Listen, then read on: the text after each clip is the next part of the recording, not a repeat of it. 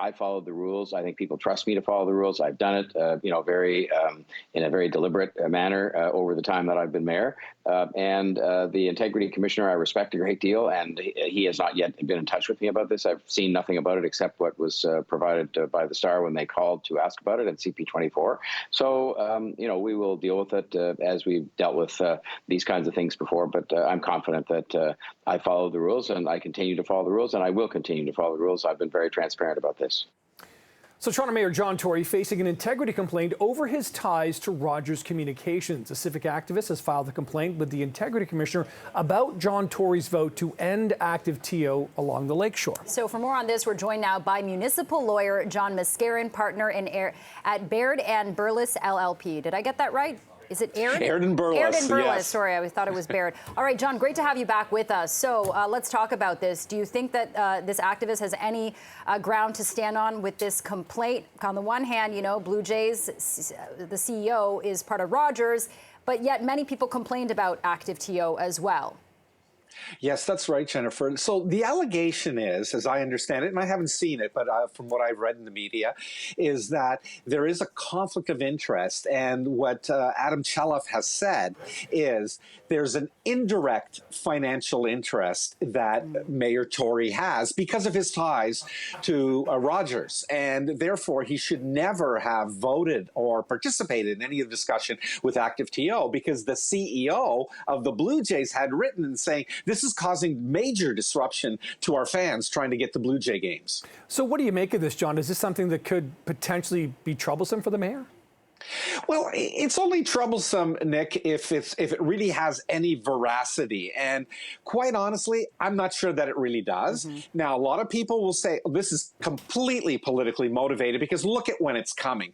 Well, to be fair to the person who's brought it forward, you have to do it within 6 weeks of having become aware of a potential financial interest that a member votes on. So the active TO matter was just recently decided by council. So this is the only time that they can bring it. They can't hold off on it. So I would discount that, and I would say it's probably a valid complaint. There is at least some grounds there. Mayor Tory, I just heard, he's indicated, it's a broad-based interest, and that's one of the concerns that the court would have. They would say, hold on, would a reasonable person be likely to think that the mayor was influenced in making his decision one way or another because of Rogers? And I think ultimately, the reasonable person would say, I don't really think so. Yeah, it's interesting, right, John, because I see how the civic activist, Adam Chelliff, is connecting the dots. Yeah. But at the same time, I'm pretty sure Mayor John Tory was active in creating active TO.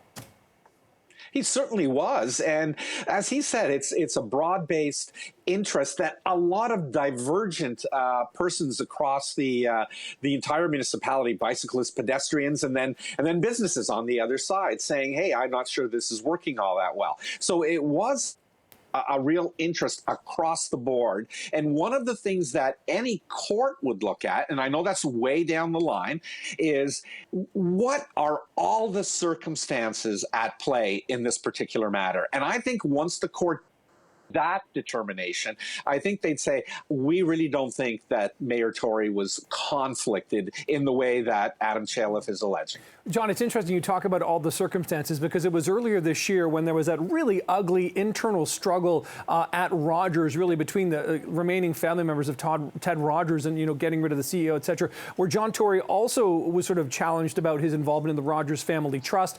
He insisted to us at the time, and he's talked about it before, how he kind of breaks off and separates time to deal with issues like this. Could that issue leak into this? Nick, I don't really see it, and I didn't see any kind of conflict in the earlier struggle. Sure, the city is involved with Rogers in many different ways.